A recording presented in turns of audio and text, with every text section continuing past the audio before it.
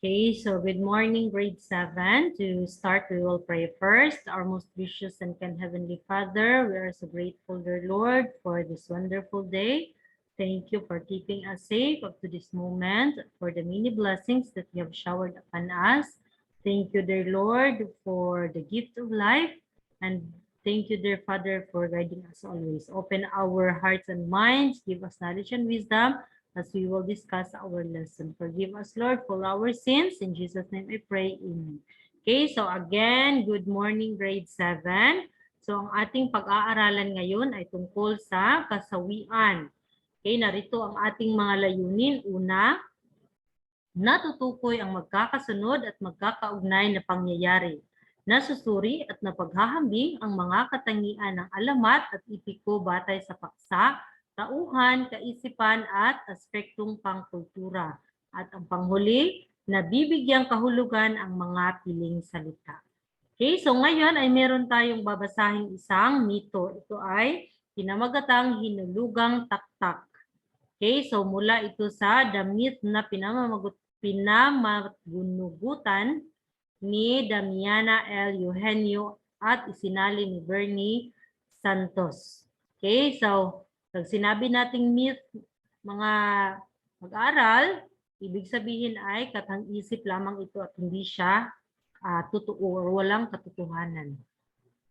Okay, so ayon dito, sa panahong ang daigdig ay hindi pa nasasakop ng modernisasyon, na ang kapaligiran ay nababalot pa ng kagandahan ng kagubatan, kabundukan, burol at mga talampas, namumuhay si Haring Kalikasan, ang pinunong mahal ng kanyang bayang nasasakupan. Kay anak niya si Liwayway na nahahawig ang kagandahan sa bukang liwayway at may ngiting kasintamis ng ilang-ilang. Okay, so sinasabi dito, class, na si Haring Kalikasan daw ay ang pinuno na mahal ng kanyang nasasakupan. So take note yung mga tauhan sa kwentong ito, ha. At meron siyang anak na napakaganda na pinangalanang si Liwayway. Okay, so siya ang pinakamayuming babae sa kanyang panahon. Naging tanyag siya sa iba't ibang lugar, kaya hindi lamang ang mga tao ang nahumaling sa kanya, kundi pati na rin ang mga Diyos ng tao at mga espiritu ng bundok, lawa at ilog. Okay, so dahil sa kanyang angking kagandahan, class, ay hindi lamang raw mga tao ang nabighani sa kanya, kundi pati na rin ang mga Diyos ng tao at mga espiritu ng bundok at mga ilog. Okay, so tignan natin kung sino-sino sila. Okay, si malalim na espiritu ng lawa. Okay, take note kung ano yung kanilang mga pangalan, ha. Si Laam na espiritu ng ilog, si Banaag na espiritu ng kabundukan, at si Sikat na anak ni Bathala, ang Diyos ng mga Tagalog, ay hindi tumigil sa pag-awit ng kanilang pag-ibig sa magandang dalaga. So sila yung mga Diyos na umibig kay Liwayway dahil sa kanyang kagandahan. Okay, so take note on that. And then, si Bathala, siya ay ang Diyos ng mga Tagalog. Okay, so subalit kung sino man ang nararapat ibigin ni Liwayway ay hindi niya mapagpasyahan. So sa dami ng kanyang mga manliligaw, class, ay hindi niya mapagpasyahan kung sino ba sa kanila ang kanyang pipiliin. So isang araw, pinagdiwang ng bayan ang kaarawan ni Liwayway. So lahat ay masayang-masaya dahil sino ba naman ang hindi matutuwa kung kabilang siya sa pinakamaswerteng bayan sa lupa. Binibigyan sila ng espiritu ng ilog ng isdang mahuhuli. Ang espiritu ng kabundukan ay binibigyan sila ng prutas na mapipitas. At hindi naman nagpapakita sa kanila ng galit si Bathala. So, yung bayan, class, na nasasakupan ni Haring Kalikasan, they are blessed or maswerte sila dahil sa kagandahan ni Liwayway at nabighani ang lahat ng mga Diyos sa kanya, Diyos ng tao, kaya napakaswerte nila dahil binibigyan sila ng mga isdang nahuhuli, di ba?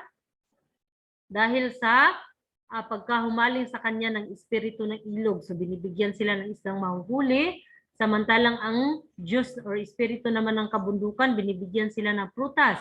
At hindi naman sila ginagambala ni Bathala kasi nga 'di ba si Sikat, yung anak ni Bathala ay may gusto rin kay Liwayway. Kaya naman napakaswerte ng kanilang bayan. Kay bilang handog kay Liwayway, binigyan siya ni malalim ng inumang yari sa pinakamagandang kabibe. At silaam na may sariwa at malalaking isda. So kakaiba naman ang alay ni Sikat dahil hindi material na bagay ang kanyang alay, kundi ang kanyang puso bilang tanda ng kanyang pagmamahal. So take note class kung ano yung kanilang mga inalay para kay Liwayway ha. So sa kanilang lahat, si Sikat lamang ang hindi nag-alay ng material na bagay, kundi ang kanyang puso bilang tanda ng kanyang pagmamahal. At binigyan naman ni Banaag binigay naman ni Banaag ang isang koronang gawa sa ginto at ito sa lahat ng handog ang pinaka napupusuan ni Liwayway. Okay, so ano yung pinaka nagustuhan niya sa lahat ng inihandog sa kanya class? So yun ay ang ibinigay ni Banaag na korona. Okay, so yun.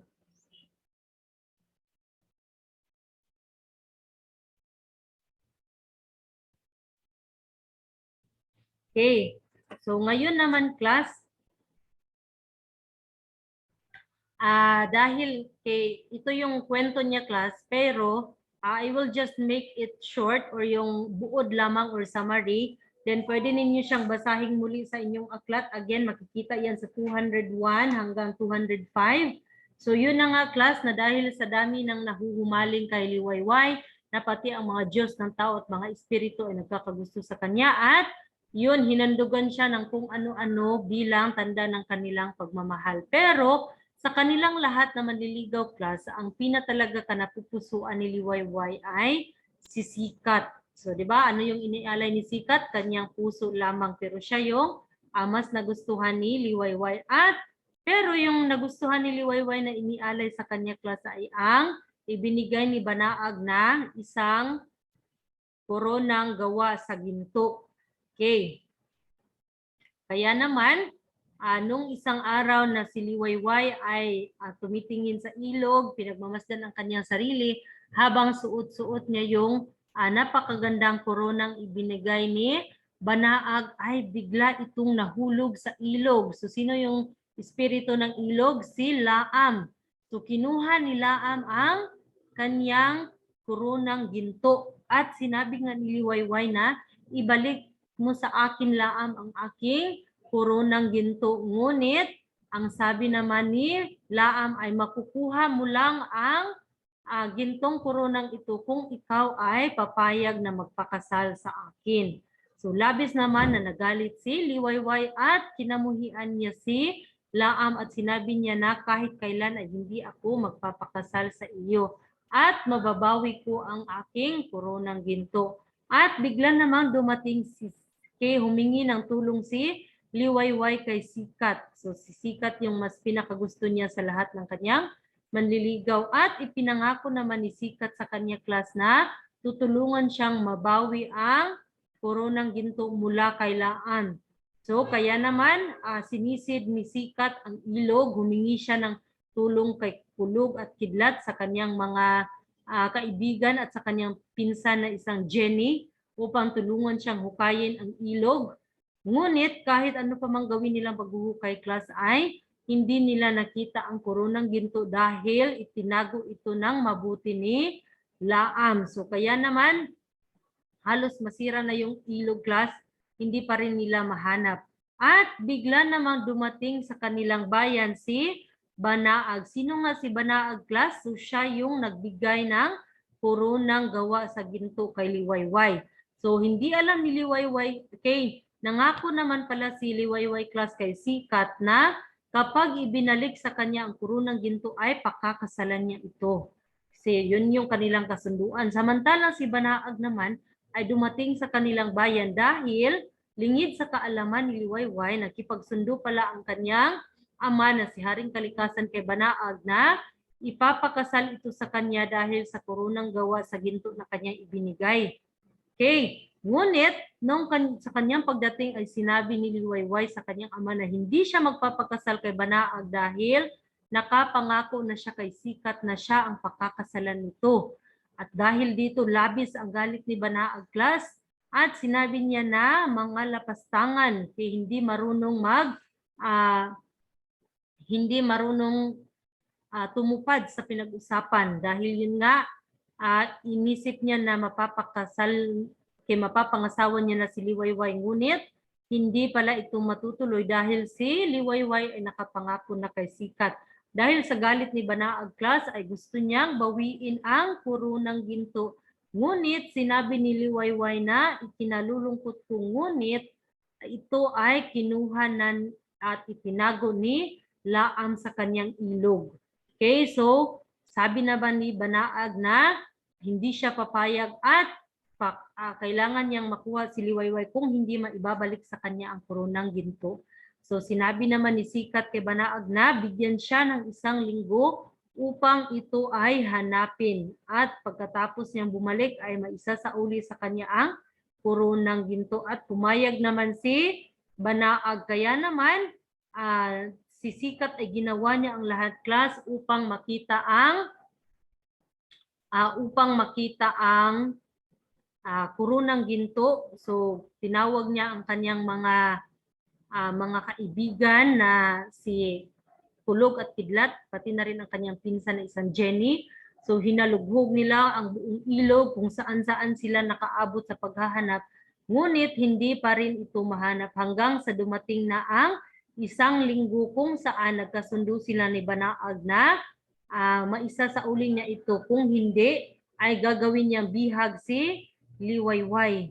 So kaya naman walang nagawa si Sikat dahil nga hindi niya mahanap ang koronang ginto at naisip niya na pumunta muna kay Banaag at sabihin na bigyan pa siya ng kaunti pang oras upang hanapin ang koronang ginto. Ngunit class nang siya ay bumalik sa bayan ni Liwayway, labis ang kanyang pagkagulantang dahil nakita niya na lamang na nakahandusay na sa sahig ang walang buhay na si Haring Kalikasan at wala ng katao-tao sa lugar at wala na rin roon si Liwayway at napagtanto niya na ito nga ay binihag na ni Banaag. Kaya naman sa labis na galit ni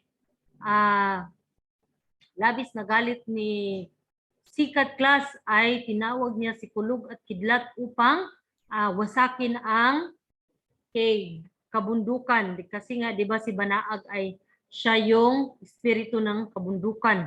So pinakidlatan at tinulugan nila ito hanggang sa masira ang kabundukan at sa labis namang pagkainis ni Sikat ay talagang hinukay nila hanggang sa ilalim yung ilog at ito ay tuluyan na ngang nasira.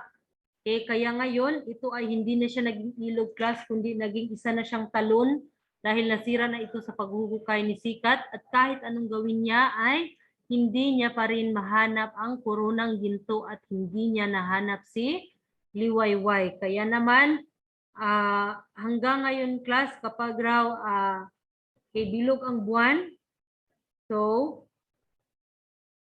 naging mababaw na ang ilog ni Laam dahil sa ginawa ni Sikat at hindi tumigil si Sikat sa kanyang pagbabalik at paghahanap sa koronang ginto dahil sa pamamagitan lang nito ay muli niyang mababawi ang kanyang pinakamamahal na si Liwayway. So hanggang sa kasalukuyan daw class, ayon pa sa mitong ito ay hindi pa rin nahahanap ni Sikat ang koronang ginto ni Liwayway at hindi pa niya ito nababawi mula kay Banaag. So yun yung nangyari sa mitong hinulugang taktak. So tinawag na ang talon na ito ngayon na hinulugang taktak. So yun raw ay dahil sa paghuhukay ni Sikat sa paghahanap sa koronang ginto. So yun yung naging kwento niya class. Basahin ninyong muli yan. Nasa aklat ninyo yan. Again, 201 hanggang sa 205. Pagkatapos ay sasagutan ninyo ang pag-aani 1 to 5. So pag-aani 1 to 5. So ikinuwento ko na sa inyo kung ano yung pangyayari. And then of course, take note class ha, yung mga tauhan, sino yung mga pangalan ng mga espiritu, yung nagkagusto kay Liwayway at ano-ano yung kanilang mga inihandog sa kanya So that will be included in your examination next week. So take note ha, yung pinag-aralan natin ngayon tungkol kay Liwayway sa kwento niya, Hinulugang Taktak. So isasali ko yan sa inyong exam class. So since next week, hindi na tayo makakapag-meet sa Zoom kasi nga exam na ninyo by Wednesday. So we will proceed with our review. So isang review na yun para sa aralin natin at para sa coverage ng inyong exam, yung ating pinag-aralan tungkol sa Hinulugang Taktak. Then, yung previous week naman, I will share it with you, class. Para malaman ninyo kung ano yung isasali ko sa exam. So, dalawang topic lang naman tayo, di ba? Yung phonema last week and then ngayon ang Hinulugang Taktak. So, I will share another PowerPoint, yung pinag-aralan natin last week as our review. Okay, just wait, class, ha?